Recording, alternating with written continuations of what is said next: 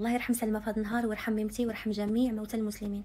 كتعرفوا غير تجلسوا في ديوركم ما كتلقاو ما كديروا، طلعوا تهبطوا في لي كومونتير تسبوا تعايروا تنمروا. ما كيقول لكم راسكم بلي داك الشخص غدا غيصبح ميت، ما كيقول لكم بالكم داك الشخص مسكين غيقرا كومونتير وغادي يبات فايق كيبكي، ما كيقول لكم راسكم اتقوا الله وتنعلوا الشيطان والو. الشجره والحجره تعيا وانتم ما تعياوش. حسبي الله ونعم الوكيل في كل متنمر. السيده دارت عمليه ديال التكميم بسبب التنمر ديالكم، اما اللي غليظه الغلظ من عند الله، اللي رقيقه الرق من عند الله. نتوما حتى شي حاجه ما كتعجبكم، اللي غليظه تعايروها، اللي رقيقه تعايروها، اللي عندها من عند سيدي ربي شي حاجه عاهه مستديمه في ذاتها كتعايروها، اللي حجبانها طالعين كتعايروها. حتى حاجه ما عجباكم، حتى حاجه. كتوصل ببنادم انه باش يرضيكم يمشي يدير عمليه ديال التكميم باش ينقص من التنمر ديالكم. ها هي دي السيده مسكينه ماتت وما مسامحه حتى شي واحد، ما تسامحات مع حتى شي واحد.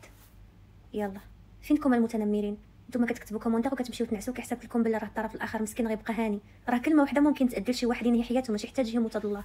حسبي الله ونعم الوكيل والله يرحم سلمى في هذا النهار.